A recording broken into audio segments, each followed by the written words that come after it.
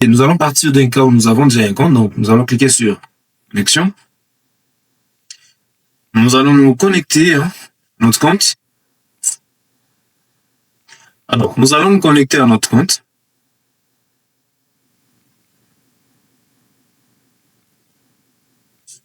Voilà, nous sommes dirigés directement dans notre compte YouConta. Vous pouvez observer chez moi, j'ai déjà des opérations, donc j'ai tous les chiffres qui sont là. Alors, si vous êtes nouveau, voilà comment vous allez procéder. Une fois que vous êtes connecté à votre compte, le premier étape d'abord, c'est d'ajouter une liste des comptes. Vous allez dans le menu liste des comptes qui est juste là, liste des comptes. Vous allez ajouter quelques comptes. À noter que le compte gratuit vous offre une possibilité d'ajouter jusqu'à 5 comptes. Et aussi, il faut également noter qu'il y a des comptes qui sont par défaut, qui sont déjà prêts à l'utilisation. Par exemple, pour les comptes banques, les comptes de subvention, capital et consorts.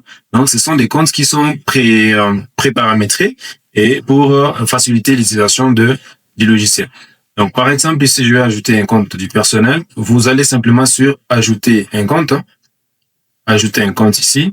Et vous allez ajouter un compte. Ici, il y a un paramétrage. Les codes comptables doivent avoir au moins 6 caractères. Donc, je mets par exemple les comptes du personnel.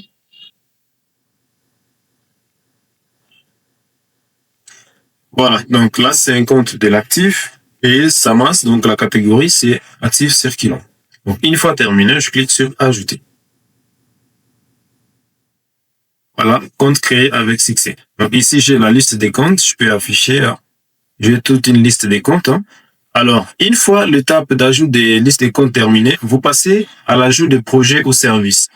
Donc, vous cliquez dans le menu projet ou service, selon le cas.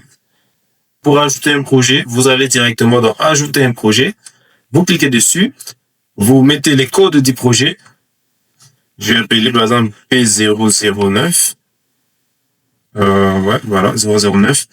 Et je vais appeler projet formation par exemple. Ici, vous mettez le nom de votre projet ou votre service. Projet formation. On valide.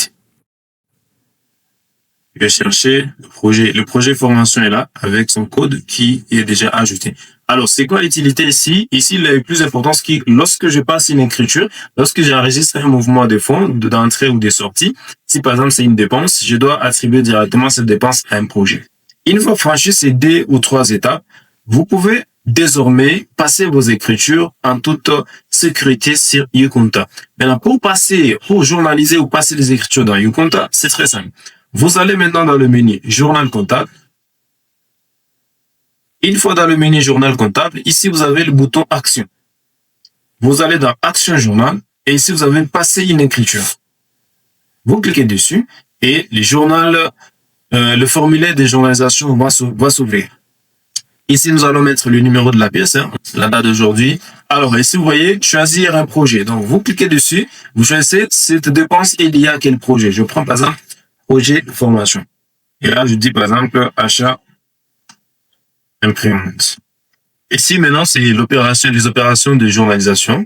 On vous demande les comptes, quel compte entre en mouvement. Et vous pouvez observer si vous avez un système de vérification des erreurs. Donc, une fois le journal n'est pas équilibré, vous ne pouvez pas valider votre opération. Donc, il faut que le total débit et crédit soit équilibré. On clique dessus, on suppose ici que l'achat est fait directement par caisse. Je vais chercher les comptes caisse. Ici, les comptes sont rangés par ordre croissant. Donc, je vais chercher caisse, c'est les comptes 57. Donc, je vais descendre les 4. Voilà, caisse est là. Ici, la caisse est créditée. Par exemple, pour un montant de...